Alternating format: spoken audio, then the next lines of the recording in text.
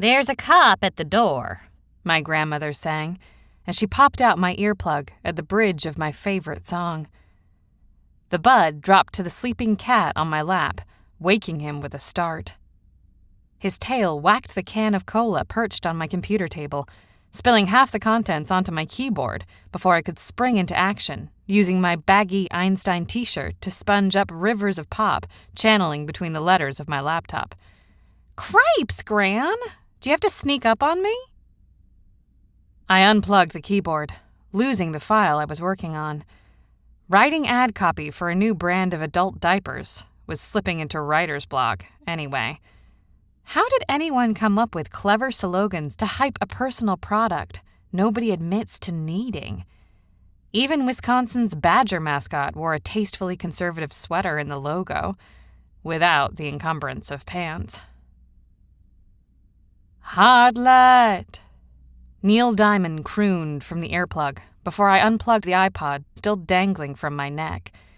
In a wild toss to my bed, I upset the plastic jar of conversation hearts teetering on my nightstand.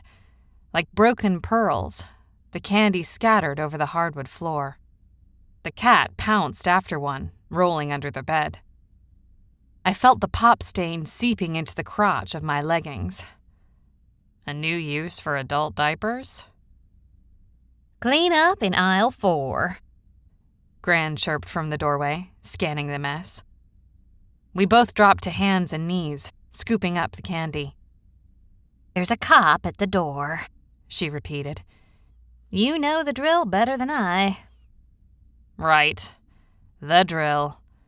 Barring salesmen, or religious proselytizers, we were used to the occasional visit from irate neighbors or the law. Depending on either complaint or warning, I would paste on an innocent smile, hawk up surprise, and then pour out a heartfelt apology with enough charm to get my brother out of a potential law jam. Evan was autistic. Not enough to keep him from bicycling to a job cleaning floors and tables at a local diner. Certainly not enough to keep him home, or even medicated. Aside from his lack of eye contact, or his obsession with TV shows like The Amazing Race, he was almost normal to Gran and me. A source of amusement that tapped into the burlesque of life. Living with Evan always kept us grounded. Normal as anyone who collects things. Unfortunately, Evan liked to collect garden gnomes, solar lights, any kind of yard ornament, with little regard to who owned them. The neighbors who still spoke to us understood. Some of them even nailed down their outside decor and hoisted their flags to a height requiring a ladder. When more than an apology was needed, we queued up a plate of Gran's specialty, snickerdoodles. I caught a whiff of cinnamon on Gran as I scooped a handful of candy hearts into my t-shirt pocket. We were prepared for the day. The cop was slim and wide-shouldered, with blue eyes that almost matched his shirt. His cap had the familiar MFPD blue and gold triangular badge, depicting the waterfall that gave Menominee Falls its name in 1880. The logo repeated on his shirt sleeve. Dallas, I presumed, was his name, embroidered on the pocket of his shirt.